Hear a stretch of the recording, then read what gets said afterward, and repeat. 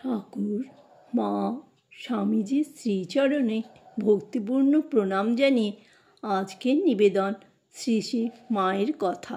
স্বামী অরূপানন্দ।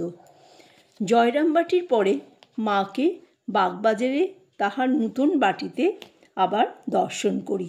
পূর্বে কলকাতায় আসিলে মা ভাড়াটিয়া বাটিতে থাকিতেন। উহা সকল সময় পছন্দ মতো মিলিত না বলিয়া মায়ের যখন ইচ্ছা আসিতে এবং থাকিতে অসুবিধা হইত। তাই এই নতুন বাড়ি পূজনীয় শরৎ মহারাজের বহু চেষ্টায় নির্মিত হয়। আমি কলিকাতা পৌঁছাইয়া সেই দিনই বৈকালে অনেক খোঁজ করিয়া এই বাড়িতে আসি এবং দেখি কাঞ্জিলাল ডাক্তার রোয়াকে বসিয়া খবরের কাগজ পড়িতেছেন। মায়ের কথা জিজ্ঞাসা করায় বলিলেন, মায়ের বসন্ত হয়েছিল, এখনও আরোগ্য স্নান হয়নি, সম্প্রতি ভালো আছেন, 15 দিন পরে দেখা হতে পারি। আমি এই সংবাদ জানিতাম না। শেষে পূজনীয় শরৎ মহারাজের সঙ্গে দেখা হইলে তিনি বলিলেন, কাল সকালে এসে দেখা করো এবং এখানে প্রসাদ পেও।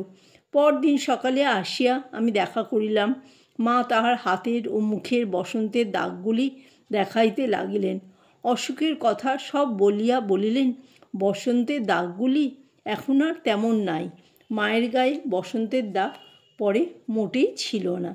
এইবারই পূজনীয় শরৎ মহারাজের কথায় এবং শ্রী শ্রী মায়ের আশীর্বাদে আমার মঠে থাকা হয়। মাকে বলায় বলিলেন, আরে এর সাধুর হাওয়া লেগেছে, আচ্ছা বেশ, মঠে থাকুগে, ঠাকুরে ভক্তি হোক, আমি খুব আশীর্বাদ করছি। মঠ হইতে মাঝে মাঝে দুধ লইয়া যাইতাম এবং মাকে দেখিতে আসিতাম। একসময় কিছুদিন নাওয়া যাওয়ায় মা একজনকে আমার কথা অনেকবার জিজ্ঞাসা করিয়াছিলেন, কই সে অনেক দিন আসে না কেন। ইহার পর একদিন দুধ লইয়া গিয়াছি। মাকে প্রণাম করিতে গিয়া দেখি মা পাশের ঘরে পান সাজিতেছেন।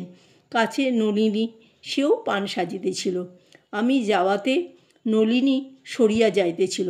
মা তাকে বাধা দিয়া বলিলেন, যেও না, ও ছেলে মানুষ, তুমি এইখানেই বসো, এবং আমাকে বলিলেন, বসো। কথায় কথায় মাকুর শ্বশুরবাড়ির কথা উঠিল। মা বলিলেন, তাদের খুব আদর যত্ন না করলে একটুতেই ফোঁস করে। তোমরা আমার ছেলে, তোমাদের আমি যা দিই যা বলি তাতে কিছু হয় না, ত্রুটি হলেও তোমরা কিছু মনে করবে না। কিন্তু তাদের ভালো জিনিস ভালো সব না দিলে, একটু ত্রুটি হলে অমনি অসন্তুষ্ট হবে। কিছুক্ষণ পরে আমি বলিলাম, শুদ্ধ মন আর অনুরাগ কিসে হয়? মা বললেন, হবে হবে, যখন ঠাকুরের শরণাগত হয়েছ সব হবে, ঠাকুরের কাছে প্রার্থনা করবে। আমি বললাম, না, সে তুমি তাকে বলবে? মা বললেন, আমি তো বলছি, ঠাকুর আমার এর মনটি ভালো করে দাও, শুদ্ধ করে দাও। আমি বললাম, হ্যাঁ তুমিই বলবে, তাহলেই আমার হবে। ইহার কয়েক মাস পরে ঘাটালে বন্যাক্লিষ্টদের সেবাকার্য হইতে 3 দিনের ছুটি লইয়া জগদ্ধাত্রী পূজার সময় জয়রামবাটি যাই। মা তাহার কিছু পূর্বে দেশে আসিয়াছেন। আমার সঙ্গে অতুল, সে এইবার শ্রী শ্রী মাকে প্রথম দর্শন করে। আমরা কামারপুকুর হইয়া এবং রঘুবীরের প্রসাদ পাইয়া গিয়াছিলাম। যাইতেই আশু মহারাজ বলিলেন, এসেছ, বেশ করেছ। মা কেবল বলছেন, ভক্তেরা কেউ এলো না, চলো প্রসাদ পেতে বসো। আমরা গিয়া মাকে প্রণাম করিলাম। মা জিজ্ঞাসা করিলেন, কোথা থেকে এলে? বলিলাম, ঘাটাল থেকে। মা বলিলেন, বসো, প্রসাদ পাও। সকলে তখন প্রসাদ পাইতে বসিতেছেন। খাইবার সময় মা আমাদিগকে খুব করিয়া মাছ দেওয়াইলেন। পরদিন সকাল 8টা-9টার সময় মায়ের উঠানে তরকারি কোটা হইতেছিল। কুসুম প্রভৃতি ভক্ত মেয়েরা তরকারি কুটিতেছিলেন। ভানু পিসি নিকটেই দাঁড়াইয়াছিলেন। আমি বাড়ির মধ্যে গিয়া শুনিলাম ভানু পিসি বলিতেছেন, কুসুম দিদি, তোমরা তো ভর্তি হয়ে আছো, তাই মুখে কথাটি নেই। কুসুম বলিলেন, কুসুম অত শত জানে না। মা পাশ দিয়া যাইতেছিলেন, শুনিলা বলিলেন, ভর্তি হলে কি হবে, ভর্তি হলে তো উপচে পড়বে, স্বভাব বদলালে তো হয়। তার পরদিন সকালেই আমরা রওনা হইব। ভোরে বাড়ির মধ্যে গিয়া দেখি মা ভিজা কাপড়ে উঠানে দাঁড়াইয়া আছেন। কাপড় ছাড়িলে মাকে প্রণাম করিয়া আমি বিদায় লইলাম। বললাম, আবার আসব। অতুল স্কুলের ছেলের মতো বলিল, মনে রাখবেন, ঘাটালের সেবাকার্য শেষ করিয়া পয়লা পৌষ আমি পুনরায় জয়রামবাটি রওনা হইলাম।